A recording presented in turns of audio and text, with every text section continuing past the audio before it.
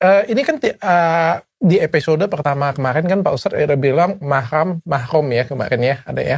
Ini kan tidak sesuai Pak Ustadz, karena kan kalau misalnya kita ngomong Adam dan Hawa, artinya semuanya saling melakukan hubungan seksual satu sama lain, sama keluarga ya. Karena kan satu keluarga semuanya Pak Ustadz. Itu manusia pertama. Dan di setiap masa itu ada hukumnya. Jadi itu masa hukum itu tidak ada manusia lain. Populasi Allah yang mengizinkan seperti itu di awalnya. Lalu setelah mulai berkembang biak, Allah subhanahu wa ta'ala berikan peraturan baru. Dengan adanya tidak boleh nikah sesama mahram. Tapi di awal manusia tidak ada manusia kecuali mereka. Gitu.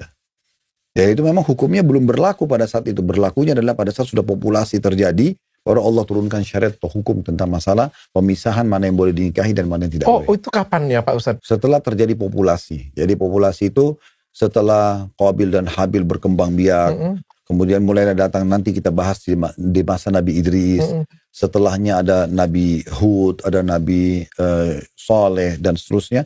Di masa-masa itu ada perkembangan manusia terus, karena populasi kan tidak terlalu besar.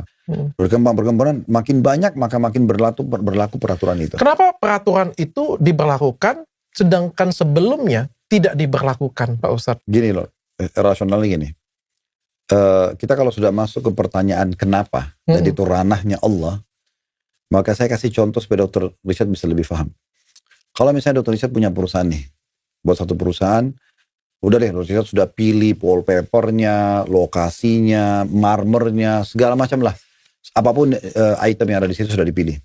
Saya misalnya masuk sebagai pegawai, newcomers datang nih. Kemudian saya melihat, ini kok Dr. Richard pilih wallpapernya warna krem sih. Kayaknya gak bagus nih. Saya protes misalnya. Atau apa saja situ item saya tidak setuju. Gitu kan. Saya yakin Dr. Richard akan mengatakan, oh ini hak saya loh. Ini kan lokasi saya.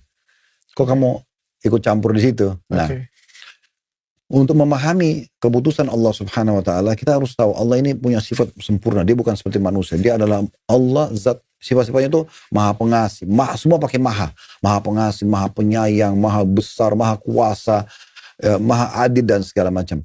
Allah itu tidak melakukan sesuatu kecuali memang sudah dengan kemahaluasan ilmunya gitu loh. Tugas kita adalah sebagai makhluk kita beriman. Katakan beriman kan kita patuh pada Allah ya. Ya Allah suruh begitu ya sudah. Oke, saya paham. Sebagaimana Allah larang, oh nggak boleh makan babi, oh nggak boleh makan ini. Ya, kita memang sebenarnya secara manusia kok saya bisa saja kok makan. Kenapa dilarangkan sama aja dengan sapi? Nah ini masanya peraturannya Allah. Ya makanya orang-orang yang patuh pada Allah itu diberikan julukan orang-orang beriman. Beriman itu berarti ya sudah Tuhan kami ngomong gini ya sudah kami imani begitu.